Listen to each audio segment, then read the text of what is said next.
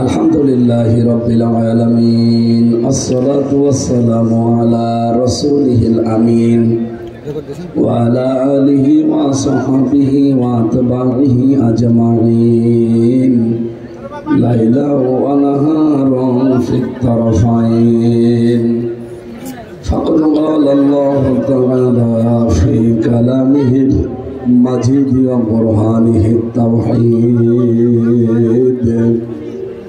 এই কথা বলা যাবে না, এমনি আবার কথা বলেন। আউযু বিল্লাহি মিনাশ শাইতানির রাজিম। বিসমিল্লাহির রহমানির রহিম।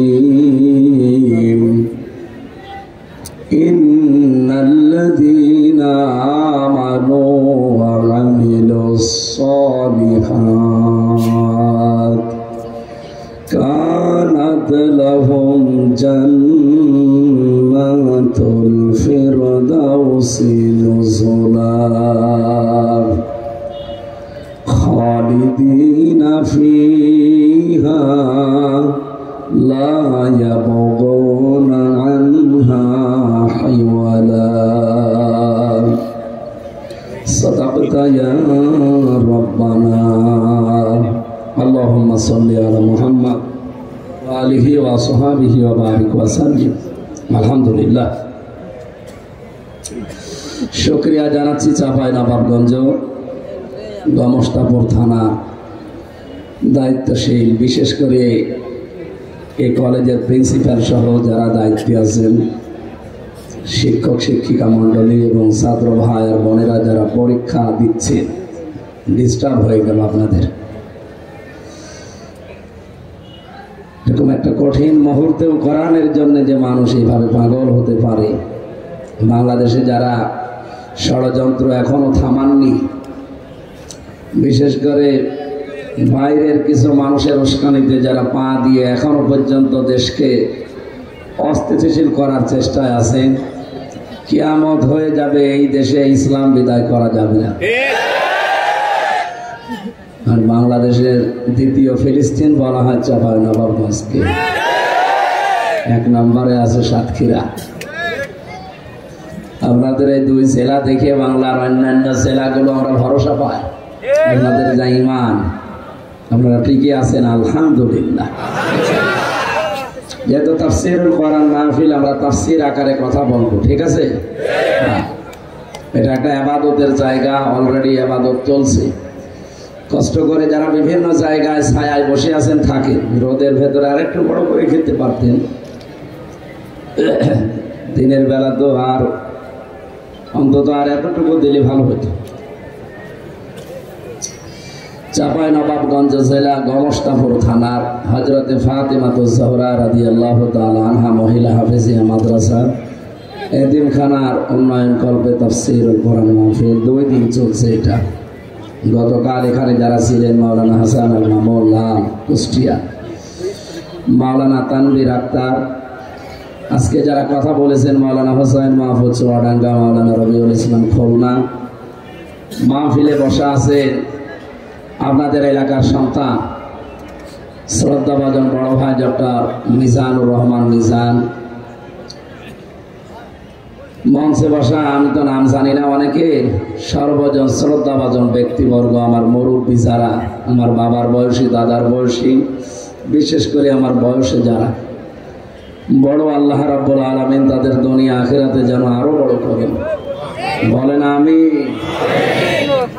সামনে বসা মুসলমান ভাইরা, পর্দার আড়ালের সম্মানিতা মা এবং বোনেরা, বিশেষ করে প্রশাসনের ভাইরা, কিছুক্ষণ আগে আপনাদের এই থানার উপজেলার ইউনো এসেছিল। আল্লাহ রাব্বুল আলামিন আমাদের কুষ্টিয়ার মেয়ে, আল্লাহ তাকে হায়াতে তাজ্জেবা সিহাতে করলিয়া যেন দান করে। এই চাঁপাইনবাবগঞ্জ জেলার ডিসি এবং এসপি, এই থানার সম্মানিত ওসি সহ প্রশাসনের দায়িত্বে যারা আছে, যেহেতু এই দেশটাকে 15.5 বছর জালিমরা, বিশেষ করে ফ্যাসিস্ট, এই মানুষগুলো তাদের লাঠিয়াল বাহিনী হিসাবে এই ভাইদেরকে ব্যবহার করেছিল। নিচে যে মানুষগুলো আছে এদের দোষ নেই, প্রশাসনের কাজ আমি দেখেছি। এরা যে কষ্ট করে, আমার মনে হয় আল্লাহ যদি জান্নাত দেওয়া আরম্ভ করে তো পুলিশ দিয়ে আরম্ভ করে, আবার জাহান্নাম যদি দেয় তো পুলিশই দেয়। কারণ এই মানুষগুলোর ভেতরে আমি ভালো মানুষও পেয়েছি, আর নিকৃষ্ট চরিত্রের মানুষও এদের ভেতরে কিছু আছে। এই তাদের কারণে এই 2732 জন মানুষ এই 24-এ এই আন্দোলনে মারা গেল। এরা যদি আমার মনে হয় আর্মিদের মতো ভূমিকায় ছিল তো শয়তান 3 বারের 1 বারও টিকতে পারত না। এই ডাইনি মহিলাকে টিকিয়ে রাখার পেছনে ওনাদের অনেকের ভূমিকা ছিল, সেগুলো এখন পালিয়ে বেড়াচ্ছে। কিন্তু তাদের কারণে আজ এই পবিত্র পোশাকের পর্যন্ত মানুষ এখনো পর্যন্ত মানে অন্য চোখে দেখে না, এনাদের দোষ না। 2টা চোখকে আল্লাহর নবী জানিয়েছেন আল্লাহ জাহান্নামে দেবে না, তার একটা চোখ যারা আল্লাহর ভয় বন্ধন করে, 2 নম্বরে যারা জনগণকে এবং দেশকে পাহারা দেওয়ার জন্য রাত জেগে থাকে, এরা সেই অবস্থায় আছে। পুলিশের চাকরিতে আমি আমার দোলা ভাইও আছে, আমি দেখেছি এদের রাত দিন নেই, 24 ঘন্টায় ডিউটি। কে বলেছে ওদের 8 ঘন্টা ডিউটি? টয়লেটে আছে, যদি বাসে পড়ে আমার মনে হয় ও পরিষ্কার না করে দৌড় দেওয়া লাগে, এইরকম একটা চাকরি ওদের। পুলিশের এই চাকরি শুধু চাকরি নয়, এটা একটা খেদমত, এটা একটা সেবা এবং এটা একটা ইবাদত। তারা জনগণের জন্য এই পুলিশ বাহিনীকে কিন্তু তৈরি করেছিল খলিফাতুল মুসলিমিন হযরত ওমর রাদিয়াল্লাহু তাআলা আনহু। কথা বোঝেন? ওনারা যদি ইনঅ্যাক্টিভ হয়ে যায়, এদেশে কাজ না করে, আপনি একদিনও সঠিকভাবে বাস করতে পারবেন না। 2-3 দিন শুধু অ্যাক্টিভ ছিল না, কি অবস্থায় ছিলাম আমরা দেখেছি। এখনো অনেকে 100 ভাগ কাজে লাগে না, এই জন্যই জালেমরা এখনো উস্কানি দেওয়ার সুযোগ পাচ্ছে। এই জন্য আপনাদেরকে জানাবো, যারা বিদায় নেয় তারা যে ফিরে আসে না, এটাই বাস্তবতা। চেঙ্গিস খান, হিটলার, এরপরে এই যে পালিয়ে গেল 850 বছর আগে লক্ষণ সেন, আশরাফ ঘানি, বাশার আল আসাদ, শেখ হাসিনা, যতগুলো পালিয়েছে পৃথিবীর ইতিহাস বলছে আজও কোনো পালানো ব্যক্তি ফিরে আসে না, কিয়ামতের আগে ওরা আসবে। লক্ষণ সেন যদি 850 বছরের ভেতরে ফিরে না আসে, এই 6 মাসের ভেতরে ফিরে আসবে, আপনাকে ও ধোকা দেয় আর আপনি নাচেন না। দেখছেন না এখন প্রশাসন কি আরম্ভ করেছে? যৌথ বাহিনীর কি চলছে? ডিভেল হান্ট, শয়তানের খোঁজে। সুতরাং এই দেশকে যারা সত্যি অস্থিতিশীল করতে চান তারা আসলে শয়তান। কথা বলে না কেন? এই শয়তান কয়েকটা যদি টাইট হয়ে যায় না, এমনি মানুষের দেশে শান্ত হয়ে যাবে। মানুষকে শান্ত করার জন্য কি ঔষধ লাগে সব ওদের জানা আছে। আশা করছে সামনে এগুলো প্রয়োগ করে আমাদেরকে শান্তি, স্বস্তি এবং নিরাপত্তার সাথে দেশে বাস করার একটা পরিবেশ তৈরি করে দেবে ইনশাআল্লাহ। সুতরাং প্রশাসনে যারা দায়িত্বে আছেন সবার জন্য এখন মন থেকে আমরা দোয়া করছি, আল্লাহ তুমি এদেরকে ওই আগের সেই সুনামে ফিরে যাওয়ার তৌফিক দাও। আরো জোরে বলেন। দল, মত, জাতি, বর্ণ, ধর্ম নির্বিশেষে আজকের এই অনুষ্ঠান, এটাকে শুধু মুসলমানদের না, হাদা বায়ানুল লিন্নাস, মানুষ পদবাচ্যে যারা বিবেচিত সবার জন্য আজকের অনুষ্ঠান। যদিও বাংলাদেশে কিছু হিন্দু ভাইদের ভোট পাওয়ার জন্য কিছু মানুষ মুসলমান তাদের ঈমান তারা হারিয়ে ফেলে, তারা এই কথা বলে ধর্ম যার যার উৎসব সবার, না, এই কথা ঠিক না। ধর্ম যার যার উৎসব তার তার, এই কথা বলে না কেন? আজকের এটা উৎসব না, এটা প্রচার। কিসের প্রচার? কোরআনের। কিসের? এই জন্য পড়াটা এখন ইবাদত। আপনি সেই সকাল 8টা-9টা থেকে বসে আছেন, এখন বাজে প্রায় 2:30। এই যত ঘন্টা বসে আছেন যদি নামাজে দাঁড়িয়ে থাকতেন যে সওয়াব পেতেন, কোরআনের ইজ্জতে আল্লাহ ওই সওয়াব আজকে দান করবেন। নবীজি বলেন কোরআনের একটা আয়াত যদি কেউ বোঝার জন্য চেষ্টা চালায়, ও যদি নাও বোঝে তাও 500 রাকাত নফল নামাজের সওয়াব পায়। আর আমরা তো চেষ্টায় আছি বোঝার জন্য, কথা বলা ঠিক কিনা? আমরা আজকে বুঝে বাড়ি যাব ইনশাআল্লাহ। সুতরাং ধর্ম যার যার, উৎসব তার তার, এটা তো উৎসব না। কোরআন যেহেতু সবার, এই অনুষ্ঠানও সবার। আর আমরা জানি বিভিন্ন ধর্মের মানুষ আমাদের কোরআন শুনতে আসেও। সেদিন যশোরের কলেজের এক অধ্যাপক, বিসিএস ক্যাডার, তাফসির মাহফিলে এসেছিলেন। কুষ্টিয়ার পাটিকাবাড়ি এক খ্রিস্টান, উনিও এক কলেজের অধ্যাপক, উনিও এসেছিলেন তাফসির শোনার জন্য, পেছনে বসেছিলেন। মোনাজাত করার পরে শেষ পর্যন্ত কথা শোনার পরে আমারে বলছে, হুজুর আমি কোরআন পড়তে চাই। আমি বললাম 3 মাস আপনাকে সময় দিলাম, বাংলা, ইংরেজি, আরবি যে ভাষায় পারে। আচ্ছা আমি তো ইংরেজি আর বাংলা পারি, আরবিটা ভালো বুঝি না, আমি শিখবো। 3 মাস পরে উনি দেখলাম নিজের থেকে মুসলমান হয়ে গেছে। এই জন্য অন্য ধর্মের ভাইরা যারা এসেছেন আজকের অনুষ্ঠানে বা এটা লাইভ চলছে, আমার পৃথিবীর যারা শুনছেন সবাইকে ওয়েলকাম জানাচ্ছি। আসেন কোরআনের কাছে, সামনে কোরআনে কারীম নাজিল হওয়ার মাস আর মাত্র 20 দিন আছে। 20 দিন না 18 দিন। কয়দিন? আর 18 দিন পরে একটা সুন্দর এবং রহমত, বরকত, মাগফিরাতের একটা মাস আমাদের সামনে ছায়া ফেলতে যাচ্ছে। আল্লাহ রাব্বুল আলামিন বলেন, শাহরু রমাদান আল্লাযী উনজিলা ফীহিল কুরআন হুদাল লিন-নাসি ওয়া বায়্যিনাতিন মিনাল হুদা ওয়াল ফুরকান। আল্লাহ বলেন এই সেই মাস রমজান, যে মাসে আমি কোরআনে কারীম নাযিল করেছি। এর মধ্যে 2টা জিনিস দিলাম, হুদাল লিন-নাস, মানুষদেরকে পথ দেখাতে পারবে। কায়েম হয়ে গেলে এগুলো সব ব্যাংকে যাবে। এখন ইসলামী ব্যাংকে আছে, তখন সোনালী, রূপালী, চৈতালি, যত ব্যাংক আছে দেশে সবাই এই নিয়ম মেনতে বাধ্য হবে। কথা বলে না কেন? নামাজ পড়ে যেমন 10 মিনিটে আপনি সওয়াব পান, ব্যাংকে বসে 8 ঘন্টা ডিউটি করলে ঠিক নামাজের মতো সওয়াব পাবেন। আর আমরা তো পুরো জীবনটা ঠিক ওইভাবে সাজাতে চাই। এই কথা বলে না কেন? আমরা শুধু চাই না যে শুধু 10 মিনিট জোহরের নামাজ পড়লাম সওয়াব হয়েছে, আর বাকি 23 ঘন্টা 50 মিনিট আমার দুনিয়ার কাজ করি না, পুরোটাই আমরা ইবাদত হিসাবে পরিগণিত করব। আর ওইটার জন্য এই দেশে কোরআনের বিধান লাগবে। এটাকে কেউ যদি রাজনীতি মনে করেন, হ্যাঁ এটা রাজনীতি। কেউ যদি ধর্ম ব্যবসা মনে করেন, হ্যাঁ এটা ধর্ম ব্যবসা। এই কথা বলেন না কেন? তাহলে আমাদের যোগ্যতা অর্জন করা লাগবে জ্ঞানের পাশাপাশি।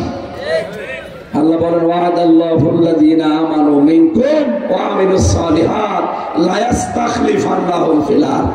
সূরা নূরের ভেতরে আছে 55 নম্বর আয়াত। আল্লাহ ওয়াদা করছেন তোমাদের ভেতরে যারা ঈমান আনবে আর যারা আমলে সালেহ করবে, মানে যোগ্যতা অর্জন করবে, এই মানুষগুলোর সাথে আল্লাহর ওয়াদা, তাদেরকে জমিনের শাসন ক্ষমতা আল্লাহ দেবে। এখানে বাংলাদেশে আজ যোগ্যতা সম্পন্ন মানুষ আমরা চেষ্টা করছি তৈরি করার। যে বিভাগে যাবেন আপনাকে যোগ্যতা হওয়া লাগবে এবং সৎ হওয়া লাগবে। আপনি আদালতে যান, হ্যাঁ ওইভাবে, প্রশাসনে যান, হ্যাঁ ওইভাবে, চিকিৎসায় যান ওইভাবে, শিক্ষায় যান ওইভাবে। যদি এভাবে তৈরি করতে পারি আমরা, মাত্র 1628টা মানুষ লাগবে। কয়টা? বলেন বলেন। এই 1628টা মানুষ যদি সত্যি তৈরি হয়ে যায়, হচ্ছেও তাই। আপনি তাকান, আগস্টের 5 তারিখের আগে বাংলাদেশে মাত্র 100 জনের 15 জন মানুষ বলতো যে আমরা কোরআনের বিধান এই দেশে চাই। এই কথা বলছে না কেন? তারপরও ডক্টর মিজান তার ভেতরে একজন। এরকম মাত্র 100 জনের 15 জন। জানুয়ারি মাসে 5 মাসের ব্যবধানে দেশে মানুষ 100 জনের 58 জন মানুষ চাচ্ছে যে দেশে কোরআনের বিধান কায়েম হোক। গত 3 দিন আগের রিপোর্ট, আজকে 10 তারিখ, 7 তারিখের রিপোর্ট দেখেন, এদেশে এখন 100 জনের 66 জন মানুষ চাচ্ছে যে কোরআনের বিধান কায়েম হোক। টের পাচ্ছেন কোথায় যাচ্ছে? অনেকে মাথা খারাপ হয়ে পাগল হয়ে গেছে, না এরা 10 ভাগের বেশি ভোট পাবে না। আরে 15 বছর ভোট হয়েছে, আপনি বলেন কি করি? ইসলামের পক্ষে এই দেশে এখন সবাই বলছে আমরা একটা বাক্স দিতে চাই। এই কথা বলছে না কেন? এই জন্য জামাত, চরমনাই, হেফাজত, খেলাফত সব 12টা দল এক হয়ে গেছে। এরা সামনে চাচ্ছে আমরা ইসলামের বাক্স দেব কয়টা? আরো জোরে বলেন। এই জন্য 7 তারিখের রিপোর্ট হচ্ছে 100 জনের 66 জন মানুষ এখন চাচ্ছে দেশে কোরআনের বিধান কায়েম হোক। আপনি আর কয়দিন যেতে দেন? একটা বছরে যদি আপনি একটু সময় দেন, আর মানুষ যেভাবে চলছে যদি সত্যি এভাবে মন খোলা ভাবে চলতে পারে, আমার বিশ্বাস 100 জনের 100 জন মানুষ চাইবে দেশে কোরআনের বিধান কায়েম। কারণ মানুষ সব এখন দেখেছে 54 বছরে বাবা, কারো স্বামী, কারো বউ, কারো মেয়ে, আর চাচা 9 বছর চালিয়ে 10 বছর তো জেল খাটল। সবার এখন দেখা শেষ আল কোরআনের বাংলাদেশ। কথা বলেন, কথা বলেন। এটা এখন দেখতে বাকি আছে, আর এই জন্য আমরা মানুষ তৈরি করতে চাই। সুতরাং ইমানের পাশাপাশি আমাদের যোগ্যতা লাগবে না? বলেন বলেন। যে যেখানে আছেন যোগ্যতা অর্জন করবেন ওই জায়গায়। আপনি যদি রাস্তা ঝাড়ু দেন কোনো অসুবিধা নেই, আপনি ওই জায়গার জন্য রাজা। রাস্তাটা ভালো করে ঝাড়ু দেওয়া শিখবেন। যদি পায়খানা পরিষ্কার করা আপনার দায়িত্ব হয়, ওটা ভালো কাজ, কোনো খারাপ কাজ নেই, ওইটাও যেন ভালো করে করা যায়। পুলিশ ভাইরা যে দায়িত্ব পালন করছে, যদি 8টা ঘন্টা আমাদের বললাম ডিউটি শেষ নেই, যদি সত্যি এটা ইবাদত হিসাবে পালন করে থাকে 24 ঘন্টা নামাজ পড়ার মতো সওয়াব পাওয়া যাবে। এটা আমরা প্রত্যেকটি মানুষ ওই জায়গায় যোগ্যতা এবং সৎ মানুষ নিয়োগ করতে চেষ্টা চালাচ্ছি। আল্লাহ যেন আমাদের তৌফিক দেন। সামনের দেশটা অন্তত চর্ম চোখে যেন দেখতে পারি যে দেশটা কোরআন দিয়ে চলছে। বলেন আমিন। আমি জান্নাতের কথা যেহেতু তুলেছি, জান্নাত আমরা অনেকে জানি যে জান্নাত 8টা না। এই যে পুলিশ বসে আছে, ওরা অনেক বাংলা শিক্ষিত মানুষ, ওনারা জিজ্ঞাসা করেন এমন কে হুজুর, খেজুর হুজুর না, জিজ্ঞাসা করেন যে জান্নাত কয়টা, এরা বলবে 8টা। কোনদিন পড়েছে? পড়েনি, শোনা। আমিও এতদিন শুনি কোরআনে কারিমে দেখি না জান্নাত একটা, জান্নাতের স্তর 100টা। কয়টা? জাহান্নাম একটা, জাহান্নামের স্তর 70টা। আমরা বেশিরভাগ 7টা জানি।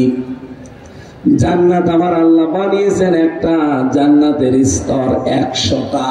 তার ভেতরে প্রথম স্তরের নাম হচ্ছে ফেরদাউস। নাম কি? নবীজি বলেন কেউ যদি আল্লাহর কাছে জান্নাত কামনা করো, সব সময় বলবা আল্লাহ আমারে তুমি জান্নাতুল ফেরদাউস দিও। তার মানে এখানে গেলে আর মনের ভেতরে কোনো আকাঙ্ক্ষা বাকি থাকবে না। সুবহানাল্লাহ বলতে পারবেন? এখন এই ফেরদাউস জান্নাত সবার উপরে, এইটা পাবে কারা? এটার হকদার কারা?